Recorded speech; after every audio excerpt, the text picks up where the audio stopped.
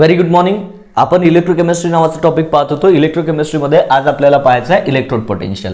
तर electrode पोटेन्शियलची definition मी आधीच इथे लिहून ठेवलेली आहे. ती अशी आहे का electrode potential is a tendency of electrode to either loss or gain electron when it is in contact with solution of its own ion. म्हणजे एखादा मेटलचा रॉड जर तुम्ही त्याच्या ओन आयन सोल्युशन मध्ये बुडवून ठेवला तर तो रॉड एक तर ऑक्सिडाइज होईल, एक तर रिड्यूस होईल. म्हणजे एक तर इलेक्ट्रॉन गेन करल, एक तर इलेक्ट्रॉन लॉस करल. त्याची ती टेंडन्सी म्हणजे त्याचं असतं ते सेल पोटेन्शियल किंवा त्याचं ते असतं इलेक्ट्रोड पोटेन्शियल. ओके, तर आता हे समजून घेण्यासाठी आपण लास्ट क्लासमध्ये डॅनियल सेल पाहिला होता. त्यातलंच एक एक्झाम्पल मी इथे कंटिन्यू करतो. ओके, तर मी काय करतो इथे ZnSO4 घेतो एका फ्लास्कमध्ये आपला ZnSO4 घेतो. ओके, ZnSO4 घेतला सपोज. ओके, तर या ZnSO4 मध्ये झिंकचा रॉड प्लेस करतो. ओके, झिंकचा रॉड प्लेस करतो म्हणजेच झिंकचा रॉड त्याच्या ओन मेटल आयन मध्ये प्लेस केलेला आहे. ओके, ठीक आहे. तर दुसऱ्या ठिकाणी दुसरा एक इलेक्ट्रोड इथे समजून देण्यासाठी तुमच्यासाठी काढतोय मी.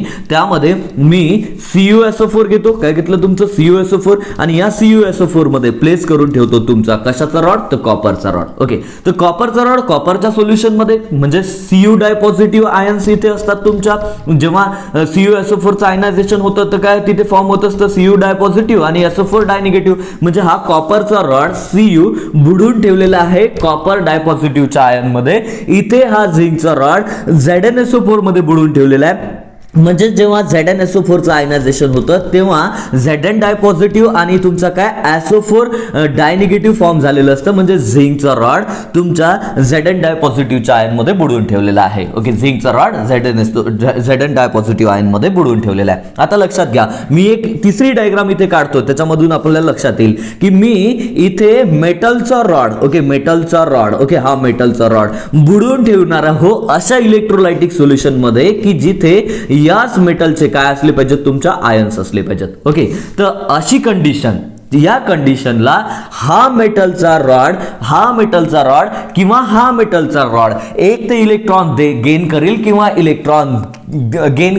इलेक्ट्रॉन लॉस करेल. त्याच टेंडन्सीला आपण म्हणत असतो त्याचं इलेक्ट्रोड पोटेन्शियल. ओके, तर इथं काय झालं होतं तुमच्या झिंकच्या केसमध्ये, या झिंकच्या केसमध्ये हा Zn जो आहे तुमचा हा या रॉड वरून या सोल्युशन मध्ये येत होता दोन इलेक्ट्रॉन लॉस करून Zn डायपॉझिटिव्हच्या फॉर्म मध्ये. ओके, Zn डायपॉझिटिव्हच्या फॉर्म मध्ये येत होता. म्हणजे झालं असं होतं की Znचा रॉड वरचा झिंक ऑक्सिडाइज होत होता. काय होत होतं, त्याची टेंडन्सी काय होती, तर तो इलेक्ट्रॉन तिथे लॉस करत होता आणि in the form of Zn डायपॉझिटिव्ह तो काय येत होता, सोल्युशन मध्ये येत होता. आणि हे जे दोन इलेक्ट्रॉन तो लॉस करत होता ते दोन इलेक्ट्रॉन तुमच्या रॉडवर रिमेन राहिले होते, तुमच्या रॉडवर तिथे थांबले होते. अँड दॅट्स वाय आपण असं म्हणू का रॉडवर कुठला चार्ज आलेला आहे, तर आता रॉडवर निगेटिव्ह चार्ज आलेला आहे. आणि हा जो Zn तुमचा या सोल्युशन मधून खाली आला तर त्यावर पॉझिटिव्ह चार्ज आलेला आहे.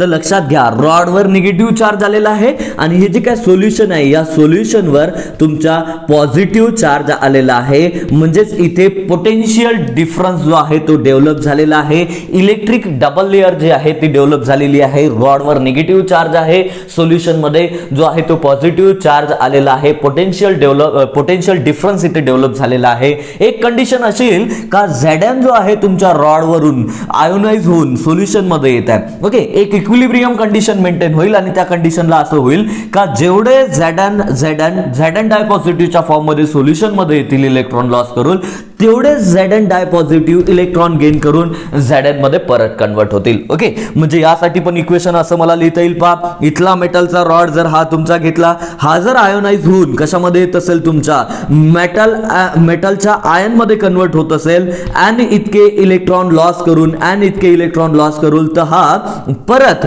काय होईल, इक्विलिब्रियम मध्ये यायला लागेल. हा Mn पॉझिटिव्ह हा मेटल आयन्स जो आहे तो इलेक्ट्रॉन गेन करून परत मेटल मध्ये रिड्यूस होईल. ओके, तर अशी एक कंडिशन इथे काय होईल, इक्विलिब्रियमला मेंटेन होईल. इथे कॉपरच्या केसमध्ये काय झालं होतं, कॉपरच्या केसमध्ये हा कॉपरच्या सोल्युशन मध्ये असलेला Cu डायपॉझिटिव्ह आयन या रॉडवर जाऊन अटॅच होत होता. ओके, रॉडवर जाऊन अटॅच होत होता आणि त्यामुळे या रॉडवर तुमचा पॉझिटिव्ह चार्ज जो आहे तो आला होता आणि सोल्युशनवर तुमचा निगेटिव्ह चार्ज येईल. ओके, सोल्युशनवर कुठला चार्ज येईल? तुमचा निगेटिव्ह चार्ज येईल. तर इथे पण काय झाली होती? इलेक्ट्रिक डबल लेअर इथे फॉर्म झाली होती. पोटेन्शियल डिफरन्स इथे जो आहे तो फॉर्म झाला होता. पोटेन्शियल डिफरन्स आपल्याला रॉड, मेटलचा रॉड आणि मेटल आयनच्या सोल्युशन मध्ये पाहायला भेटत होता आणि तो मी रिएक्शनच्या फॉर्म मध्ये असा इंडिकेट करू शकतो की कॉपर होता तुमचा, हा कॉपर काय करत होता?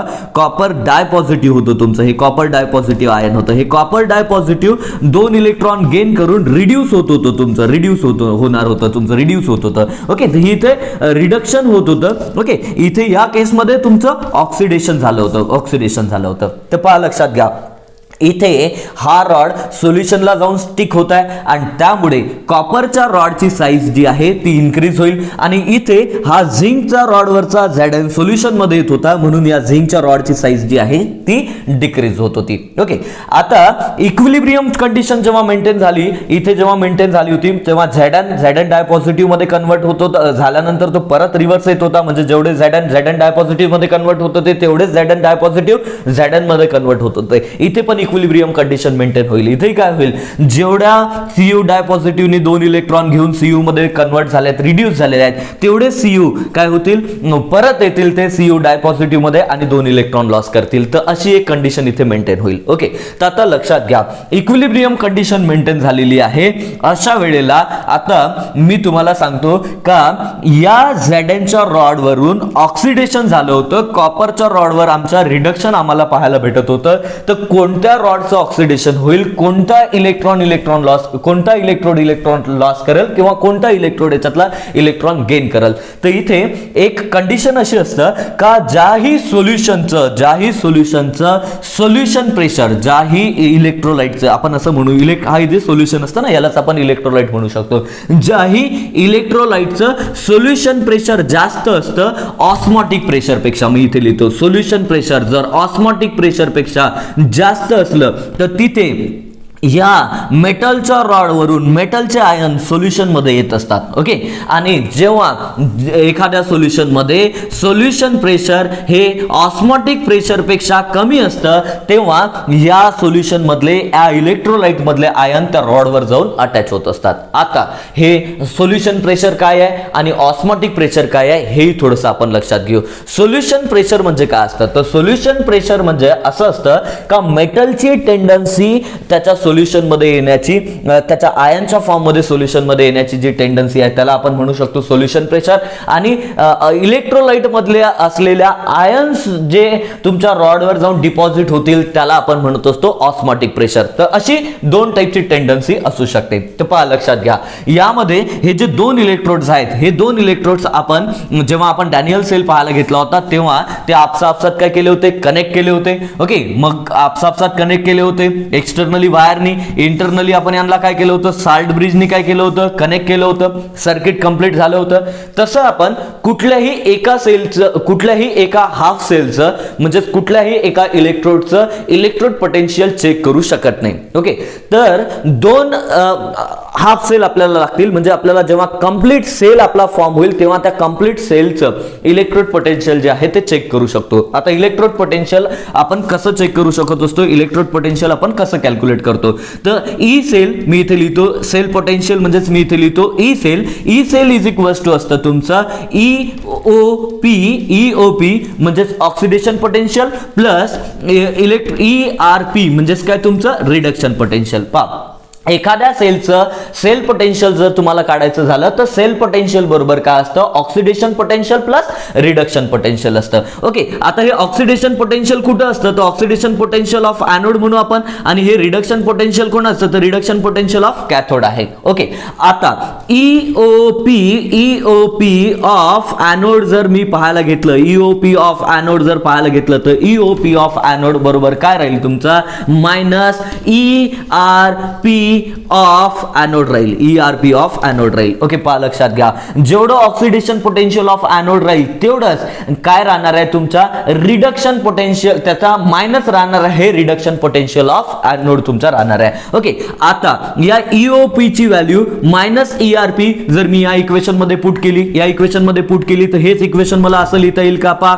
E cell is equals to काय होईल तुमचं minus ERP. Okay, ERP plus काय करावं लागेल आपल्याला मायनस EOP ची व्हॅल्यू मी मायनस ERP या इक्वेशन मध्ये पुट केली आहे. ओके, प्लस काय भेटेल मला? तर प्लस मला भेटणार आहे तुमचा ओके, ERP सॉरी हे ERP. ओके, हे काय झालं तुमचं मायनस ERP ऑफ कोणाचं एनोड, ERP ऑफ एनोड, आणि हे काय होईल ERP ऑफ कोणाचं ERP ऑफ काय कॅथोड. ओके, आता याच इक्वेशनला मी अशाही प्रकारे लिहू शकतो, E cell is equals to ERP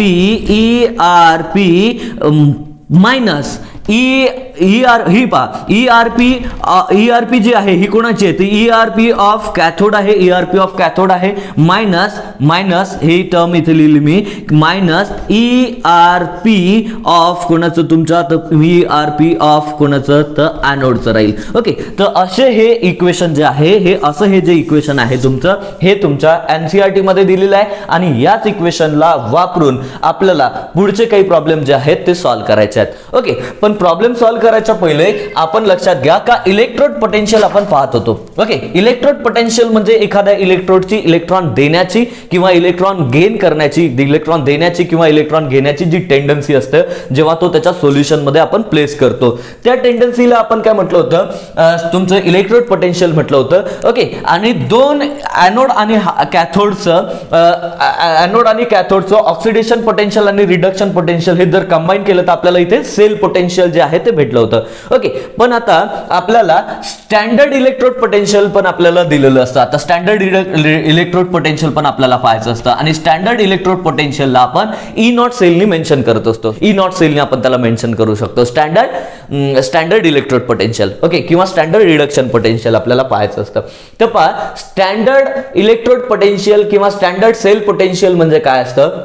तर हे जे काय आपण पोटेन्शियल इथे चेक केलं, हे जे काय पोटेन्शियल आपण इथे मेजर केलं, हे पोटेन्शियल आपण ऑर्डिनरी टेम्परेचरला, ऑर्डिनरी प्रेशरला चेक केलेलं आहे, मेजर केलेलं आहे. इथे काही टेम्परेचर प्रेशर मेंटेन केलेलं नाही आहे आपण. ओके, पण IUPAC नी हे स्टँडर्ड रिडक्शन पोटेन्शियल प्रत्येकच एलिमेंटसाठी ते चेक केलेलं आहे. स्टँडर्ड टेम्परेचर आणि प्रेशरला ऍट STP ला त्यांनी ते चेक केलेलं आहे. म्हणजे तिथे त्यांनी टेम्परेचर घेतलं होतं 298 केल्विन टेम्परेचर घेतलं राहील स्टँडर्ड इलेक्ट्रोड पोटेन्शियल चेक करण्यासाठी. प्रेशर जे आहे ते तुमचं 1 ATM. ओके, किती घेतलं असेल? 1 ATM घेतलं असेल आणि कॉन्सन्ट्रेशन जे राहील ते 1 मोल पर लिटर जे असं ते राहणार आहे. ओके, तर जर समजा हा E cell is equals to EOP plus ERP होत असेल तर स्टँडर्ड इलेक्ट्रोड पोटेन्शियल किंवा स्टँडर्ड सेल पोटेन्शियल काय होईल? तर यालाच आपल्याला असं करता येईल स्टँडर्ड सेल पोटेन्शियल असं म्हणेल मी, E0 सेल म्हणेल. Okay,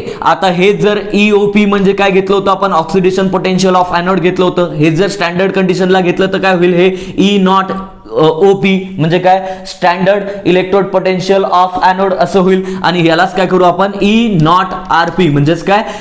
standard electrode potential of काय होईल? Standard reduction potential of cathode असं होईल. ओके, तर सगळे इक्वेशन मध्ये आपल्याला इथे काय लावावं लागेल मग? तुमचा E0 OP म्हणजेच काय? Standard oxidation potential of anode. Okay, हे काय इज इक्वल्स टू काय होईल मग तुमचं? मायनस E0 RP म्हणजेच standard reduction potential of anode होईल. ओके, तर हेच इक्वेशन मग आपल्याला इथे E0 आणि इथे E0 लावावं लागेल, इथे E0 आणि इथे E0. तर हे इक्वेशन वापरून आपल्याला प्रॉब्लेम्स जे आहेत ते आपल्याला सॉल्व्ह करायचे आहेत. बिलकुलच कन्फ्यूज होण्याची गरज नाही. याचा सगळा स्टँडर्ड रिडक्शन पोटेन्शियलच्या व्हॅल्यू ज्या आहेत ह्या आपल्याला दिलेल्या आहेत. ओके, आणि त्या वापरून आपल्याला हे इक्वेशन जे आहेत ते काय करायचे आहेत? सॉल्व्ह करायचे आहेत. त्यावरून आपल्याला सेल पोटेन्शियल जे आहे ते कॅल्क्युलेट करायचं आहे. मग पोरं म्हणतात का सर हे स्टँडर्ड रिडक्शन पोटेन्शियलच्या व्हॅल्यू तुम्हाला कुठून दिलेल्या आहेत, कुठून आल्या? तर पहा लक्षात घ्या, हे जे काय स्टँडर्ड रिडक्शन पोटेन्शियलच्या सगळ्या ज्या काय व्हॅल्यू आहेत त्या IUPAC नी तुमच्या हायड्रोजन इलेक्ट्रोडला रेफरन्स इलेक्ट्रोड कन्सिडर करून कॅल्क्युलेट केलेले आहेत, प्रॅक्टिकली फाइंड आउट केलेले आहेत. म्हणजे हायड्रोजन इलेक्ट्रोड त्यांनी घेतला, त्या हायड्रोजन इलेक्ट्रोडला त्यांनी रेफरन्स इलेक्ट्रोड कन्सिडर केलं. आता हा हायड्रोजन इलेक्ट्रोड काय आहे, त्याला रेफरन्स इलेक्ट्रोड का म्हटलं आणि त्यावरून ह्या स्टँडर्ड रिडक्शन पोटेन्शियलच्या व्हॅल्यू कशा कॅल्क्युलेट केल्या ते आपण पुढच्या क्लासमध्ये पाहणार आहोत. पण त्याआधी आज काय पाहिलं